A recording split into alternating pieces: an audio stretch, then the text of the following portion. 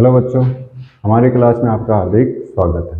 जैसा कि पीछे की क्लासों में आपने देखा कि अपरिमेय संख्या क्या होती है, √2 अपरिमेय संख्या सिद्ध कीजिए, तो हमने डिटेल से इसको सॉल्यूशन किया। फिर हमने √5 को 1.1 के एक सवाल नंबर पहले को सॉल्व किया कि रूट सिद्ध कीजिए √5 एक अपरिमेय संख्या है।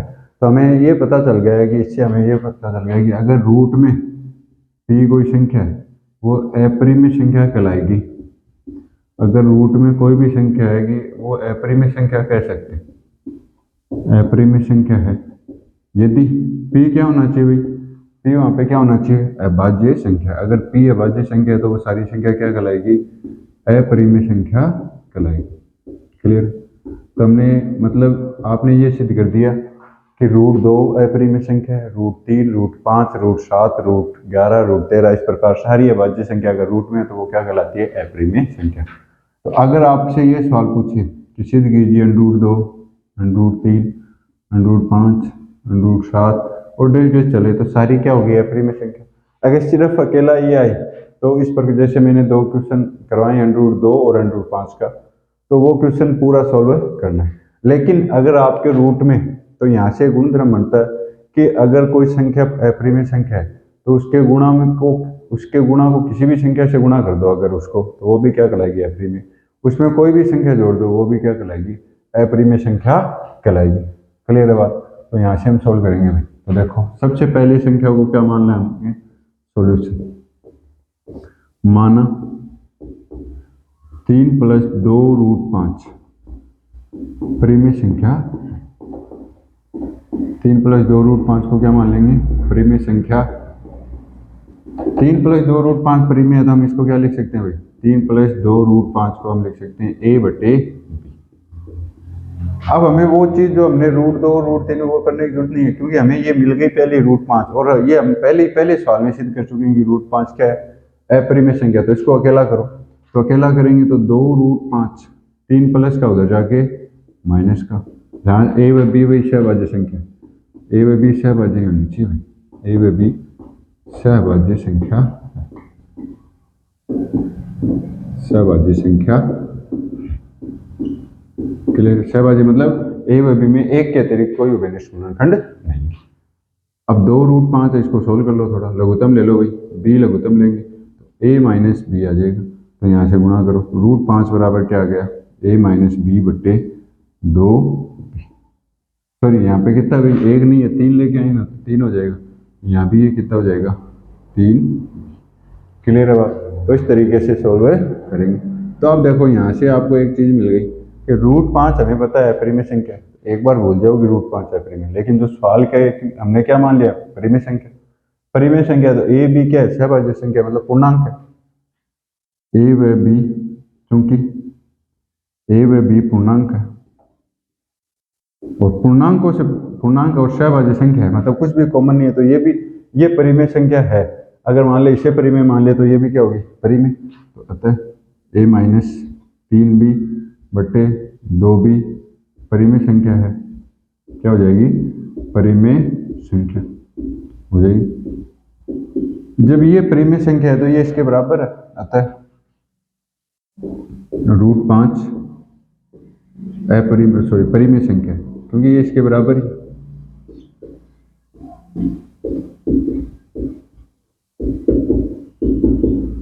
परंतु सवाल नंबर 1 में क्या है कि कौन सा तथ्य का विरोधाभास प्राप्त हो रहा है, परंतु यहाँ इस तथ्य का विरोधाभास प्राप्त होता है कि √5 क्या है, अपरिमेय संख्या है।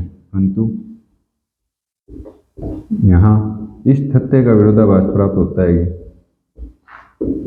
इस तथ्य का विरोधाभास, कौन सा तथ्य का, कि रूट में अगर परिमेय अभाज्य संख्या आती है तो वो क्या होती है, अपरिमेय होती है। विरोधाभास प्राप्त होता है कि √5 अपरिमेय संख्या है। कौन सा, इस तथ्य का अपरिमेय संख्या है। क्लियर बात? √5 क्या है, अपरिमेय संख्या है। √5 अपरिमेय संख्या है। तो हमने यहाँ पे ये लिखा। ये विरोधाभास हमें क्यों प्राप्त हुआ, हमारी गलत परिकल्पना से। हम यहाँ से लिख देंगे यह विरोधाभास हमें हमारी गलत परिकल्पना के कारण प्राप्त हुआ। यह विरोधाभास, यहां से लिखो, यह विरोधाभास हमें हमारी गलत परिकल्पना या त्रुटिपूर्ण परिकल्पना की 3 + 2 √5 परिमेय संख्या है से प्राप्त हुआ। संख्या है से प्राप्त हुआ, इस परिकल्पना से प्राप्त हुआ भाई विरोधाभास। विरोधाभास हमें गलती प्राप्त हुआ तो हम क्या लिख देंगे, अतः परिमेय नहीं है, तो 3 + 2 √5 क्या हो जाएगा, अपरिमेय संख्या हो जाएगी, अपरिमेय संख्या। अब बात देखो, कोई दिमाग लगाए तो ये चीजें, जैसे ये चीजें सारी चीजें क्लियर आपको हायर क्लासेस में, जैसे 12th में कॉलेज में जाओगे ना, तो ये सारी चीजें एक एक वर्ड एक एक शब्द आपके क्लियर हो जाएगा।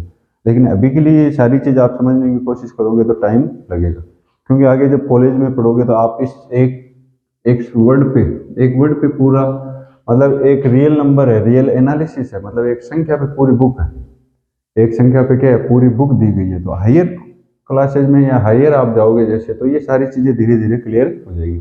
अगर आप चाहते हो कि एक चीज में सारी चीजें हो जाए तो वो थोड़ा सा मुश्किल है आपको। देखो, और मैं सारी चीजें बता रहा हूँ, इतनी चीजें शायद मेरे हिसाब से कोई 10th क्लास में बताई। तो सीधी सी बात है कि देखो, हमने गलत परिकल्पना ही कर ली कि प्रीमिय संख्या मान ली थी, पहले प्रीमिय मान ली, तो हम इसे a/b लिख दिया, a/b लिख दिया तो हमने इस तरीके से इसको सोल्व किया। लेकिन हमें ये पता है कि रूट के अंदर अगर कोई संख्या आती है वो क्या होती है, अपरिमेय संख्या होती है। लेकिन इसके हिसाब से पहले हम इधर नहीं देख रहे, इधर देख रहे हैं। इधर मान रहे तो ए बी पूर्णांक, ए बी क्या है, सहभाज्य पूर्णांक संख्या, सहभाज्य पूर्णांक है, तो ये प्रीमिय, तो ये इसके बराबर, तो ये प्रीमिय हो जाएगी। लेकिन ये कौन से तथ्य का विरोधाभास प्राप्त हो रहा है, जैसे यहाँ देखते हैं कि इस तथ्य का कि √5 क्या है, अपरिमेय संख्या, √5 अपरिमेय संख्या है, तो वो हमें कैसे प्राप्त हुआ, हमारी गलत √5 अपरिमेय, √5 परिमेय संख्या किससे मिला हमें, इस गलत परिकल्पना से, गलत परिकल्पना से प्राप्त होता है। हमारी परिकल्पना ही गलत है, तो √5 परिमेय ना होकर क्या हो जाएगा, अपरिमेय संख्या हो जाएगी। क्लियर है बात। तो इस तरीके से आपको सवाल सोल्व करना है। आगे बात, अब ये सेम सवाल है, सवाल नंबर तीसरे का दूसरा। कौन सा सवाल है, 7√5, मैं अभी बताता हूँ। तीसरे का सेकंड, सेम चीज लिखनी, 7√5। तो सबसे पहले क्या मान लेंगे, माना 7√5 को क्या मान लोगे, अपरिमेय संख्या। ये सेकंड और थर्ड सेम सवाल है, कोई डिफरेंस है नहीं, बस संख्या का अंतर है। 7√5 परिमेय संख्या है, परिमेय संख्या है, तो 7√5 को क्या मानोगे, a/b।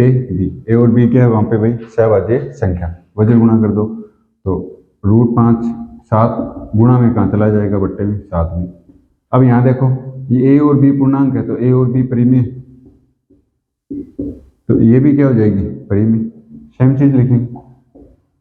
देखो यहाँ पे इस सवाल में क्या लिखेंगे, a/7 भी, यहाँ पे मैं क्या लिखूंगा, a/7 भी परिमेय संख्या है, तो √5 की जगह √5 ही तो है, √5 ही दे रखा है, तो √5 भी क्या हो जाएगा, परिमेय संख्या। तो सेम लाइन लिखनी, परंतु इस तथ्य का विरोधाभास प्राप्त होता है कि √5 क्या है, अपरिमेय संख्या। यह विरोधाभास हमें हमारी गलत परिकल्पना 3 + 2 √5 की जगह क्या जाएगा, 7√5 परिमेय संख्या से प्राप्त हुआ। अतः 7√5 क्या हो जाएगी, परिमेय, अपरिमेय संख्या हो जाएगी। बस आगे बात समझ। तो ये सवाल आपको करना है, ऐसे सेम सवाल 6 + √2। इसको भी कैसे करना है भाई, 6 + √2 है, बराबर मानोगे a/b, √2 को रूट वाली संख्या इधर रखते हैं, a/b माइनस क्या जाएगा, 6, लघुत्तम ले लो, √2 बराबर आ जाएगा a - 6b/b, ये b है भाई, b। तो वही चीज सेम, a/b पूर्णांक है, a - 6b/b क्या हो जाएगा, परिमेय संख्या। जब ये इसके बराबर है तो √2 भी क्या हो जाएगी, परिमेय संख्या। परंतु इस तथ्य का विरोधाभास प्राप्त होता है कि, कौन से तथ्य का कि √2 क्या है भाई, अपरिमेय संख्या है। हमें यह विरोधाभास, हमारी गलत परिकल्पना कि 6 + √2 परिमेय संख्या है से प्राप्त हुआ। अतः 6 + √2 क्या हो जाएगी, अपरिमेय संख्या हो जाएगी भाई। क्लियर है बात। तो यहां तक ये चीजें आपको क्लियर होनी चाहिए। अब नेक्स्ट चीज, तुम यहाँ देखो, एक सवाल से हमने कौन कौन से सवाल कर लिए, सेम चीज है कोई। यहाँ पे देखो, सवाल नंबर 2 में, सवाल नंबर तीसरे के सेकंड में और तीसरे के तीसरे में सेम चीज है। यहाँ पे 3+2 √5 को क्या लिख देना 7 √5, मैंने अभी लिखा है a/। फिर इसको सोल्व करोगे तो यहाँ से आपके आ जाएगा √5 बराबर a/7। तो आगे सेम चीज है, a-3b/2b को तीसरे के सेकंड में क्या लिखना है a/7b। परिमेय संख्या है तो √5 भी क्या हो जाएगी परिमेय। परंतु इस तथ्य का विरोधाभास प्राप्त होता है कि √5 क्या है अपरिमेय संख्या है, √5 अपरिमेय। हमें ये विरोधाभास मिला क्यों, हमारी गलत परिकल्पना, इसे क्या मान लिया था हमने परिमेय। तो परिमेय नहीं होगी तो बच्चे कौन सी अपरिमेय संख्या हो जाएगी। जैसे मान लो कोई दो संख्या, मैं ये बोल दूं कि एक में 2 का भाग है, एक संख्या उसमें 2 का भाग जाता है, तो आप बाद में आप ये आगे सिद्ध कर दो कि 2 का भाग नहीं जा रहा है, तो 2 का भाग नहीं जा रहा है तो किसका भाग जाएगा भाई, वो संख्या कौन सी है 2 का भाग नहीं जा रहा है, मतलब वो और तो कई कारण हो, लेकिन मैं ये तो बोल सकता हूँ वो संख्या सम है नहीं है, क्योंकि अगर सम होगी तो वो क्या हो जाएगी, वो संख्या क्या है कन्फर्म क्या है सम है, क्योंकि सम में तो भाग जाता है, तो अपने आप पता चल जाएगा ना वहां से। क्लियर है बात। तो इस तरीके से आप सॉल्व कर सकते हो। अब है तीसरे का पहला क्वेश्चन, जो भी वो भी क्वेश्चन सेम हमने लिखा हुआ है किया हुआ है, तो फिर भी देखो आगे बात सुन। क्लियर है। तो ऐसे ही सवाल नंबर 1 हमारा बच गया, उसको सॉल्व करेंगे। देखो इस सवाल नंबर तीसरे का सेकंड, तीसरे का फर्स्ट सवाल है कि सिद्ध कीजिए या दिखाइए, सिद्ध कीजिए 1/√2 अपरिमेय संख्या है। तो ये सवाल भाई हम कर भी चुके हैं कई बार, पिछले 4-5 सवाल हम इसी पैटर्न के आधार पर कर रहे हैं, तो मैं समझता हूँ कि आपके समझ में आ गया होगा। तो सबसे पहला काम क्या करेंगे भाई, पहला काम क्या करते हैं बताओ भाई, सबसे पहला काम करते हैं कि माना 1/√2, इसका उल्टा मान लेते हैं परिमेय संख्या, माना 1/√2 परिमेय संख्या है। तो परिमेय संख्या तो हम इसे क्या लिख सकते हैं p/q के रूप में, पता है 1/√2 को क्या लिख देंगे a/b, जहां a व b सहभाज्य संख्या है, सहभाज्य संख्या है। तो आपको पता चल गया होगा कि सहभाज्य क्या होती है, ऐसी दो संख्या जिसमें एक के अतिरिक्त कोई उभयनिष्ठ गुणनखंड नहीं हो। वज्र गुणा कर दो भाई, वज्र गुणा करेंगे तो यह आ जाएगा b बराबर √2a। आगे दोनों पक्षों का वर्ग करेंगे, वही सेम काम रिपीट करना है, दोनों पक्षों का वर्ग करने पर, वर्ग करने पर करो भाई, b² बराबर आ जाएगा √2a का होल स्क्वायर। क्लियर है। तो b² बराबर क्या आ जाएगा, रूट का स्क्वायर करते हैं 2 आ जाता है, रूट हट जाता है a²। क्लियर है। अब देखो a² के गुणा में 2 है, मतलब इसमें तो इसका भाग जाना ही जाना है, तो ये इसके बराबर है, कौन है बराबर b², तो b² में भी भाग जाए तो हम लिखेंगे 2, b² को विभाजित करता है, 2 b² को विभाजित करता है, अतः परिमेय से 2b को भी विभाजित करेगा, b को भी विभाजित करेगा।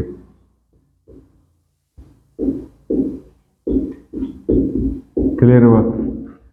ये इसे दे दो समीकरण 1 और ये दे दो कथन 1।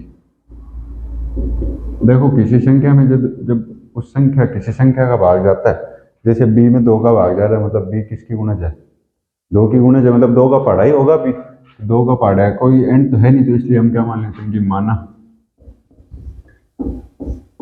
b बराबर 2c, जहाँ c कोई अन्य पूर्णांक है, c भी कोई पूर्णांक ही लेंगे, c कोई पूर्णांक है, जहाँ c कोई पूर्णांक है, जहाँ c लिखना भाई, c कोई पूर्णांक है। वही सेम काम क्या करते हैं, दोनों पक्षों का वर्ग करने पर, दोनों पक्षों का वर्ग करने पर।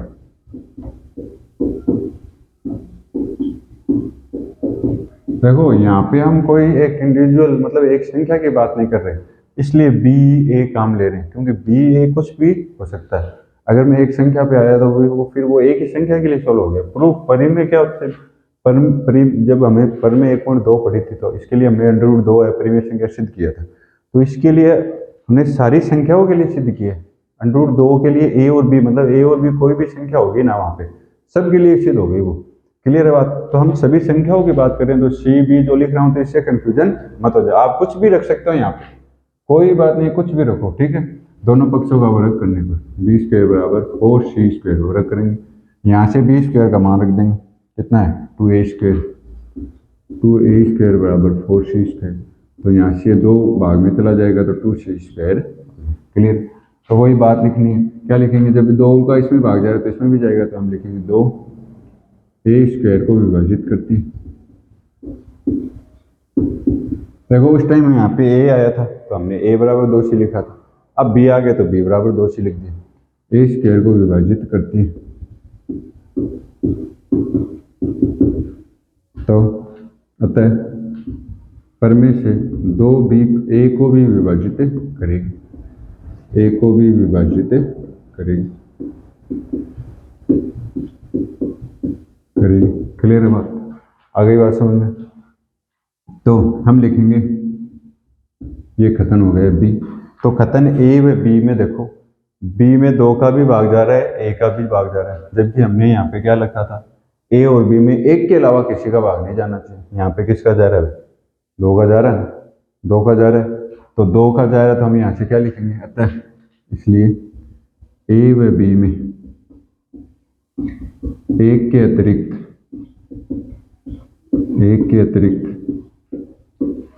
ये इसका मतलब क्या भाई, अर्थात मैंने 2-3 बार लिख दी तो आप समझ जाओ भाई, सहबाजी का मतलब है a व b में एक के अतिरिक्त कोई उभयनिष्ठ गुणनखंड नहीं है, एक के अतिरिक्त कोई उभयनिष्ठ गुणनखंड नहीं है, कोई उभयनिष्ठ गुणनखंड नहीं है, उभयनिष्ठ गुणनखंड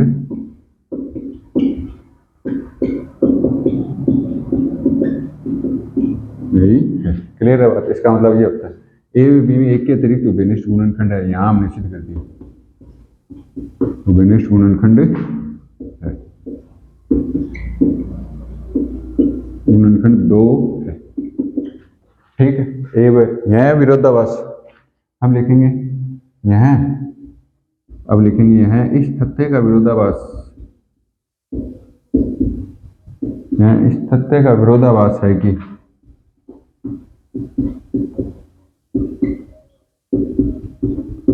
यह इस तथ्य का विरोधाभास प्राप्त होता है कि, कौन से तथ्य का भाई, कौन से का उल्टा मिल गया हमें, बताओ, देख के बताओ आप, कौन सा मिल गया, इसका ही। शुरू में क्या माना, एक के अतिरिक्त कोई उभयनिष्ठ गुणनखंड नहीं है, एक के अतिरिक्त अर्थात ये भाई इतना ही है, तो कंफ्यूजन ना हो, ए व बी के अतिरिक्त कोई उभयनिष्ठ गुणनखंड नहीं है, तो कि ए व बी में एक के अतिरिक्त कोई उभयनिष्ठ गुणनखंड नहीं, कोई उभयनिष्ठ गुणनखंड नहीं।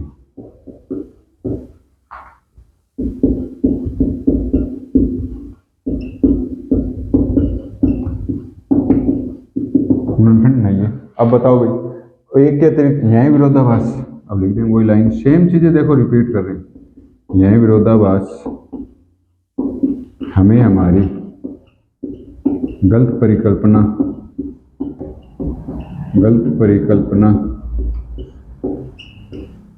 की, कौन सी परिकल्पना थी हमारी, कि 1/√2 परिमेय संख्या है से प्राप्त हुई, परिमेय संख्या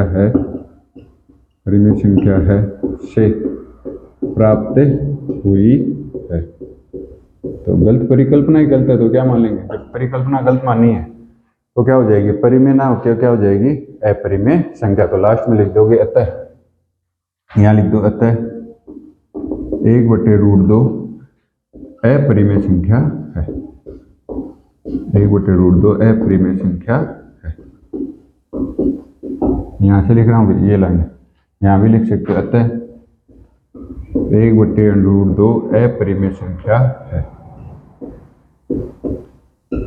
1/√2 अपरिमेय संख्या है। क्लियर है बात। तो इस तरीके से हमने हमारे चैप्टर 1 को बड़े अच्छे तरीके से सॉल्व किया। सॉल्व करने के साथ साथ हमने हर एक क्वेश्चन को डिटेल वाइज डिस्कशन किया और हर एक चीज़ को बहुत ही आसानी से, बहुत ही तरीके से सारे डाउट, सारे कंफ्यूजन आपके दूर किए। फिर भी आपको ये लगता है कि कहीं पे गलती हुई है या कहीं चीज़ आपको कुछ चीज़ समझ में नहीं आती है, तो ज़रूर आप कमेंट बॉक्स के माध्यम से मुझे शेयर कीजिए। मैं आपके हर एक डाउट का सॉल्यूशन कराऊंगा।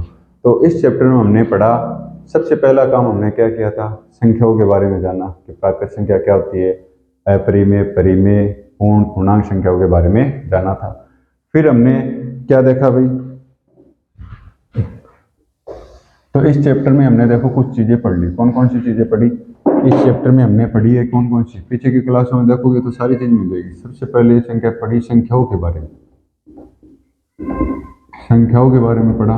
उसमें हमने प्राकृत पढ़ा,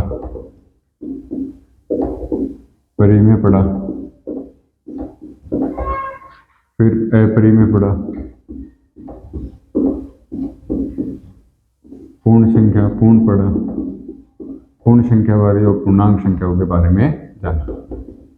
फिर हमने भाज्य अभाज्य के बारे में देखा, फिर अभाज्य संख्या देखी, अभाज्य गुणनखंड के बारे में देखा, फिर अब आपने एचसीएफ एलसीएम के बारे में देखा, फिर बाद में आपने अपरिमेय संख्याओं के बारे में पढ़ा। ये इतनी चीजें आपने पढ़ी। तो हर एक चीज को मैंने बड़े ढंग से, बड़े अच्छे तरीके से सॉल्व कराया। फिर भी आपका डाउट रहता है तो कमेंट बॉक्स के माध्यम से बताइए और ज़्यादा से ज़्यादा इस क्लास को शेयर कीजिए। क्लास देखने के लिए बहुत बहुत धन्यवाद।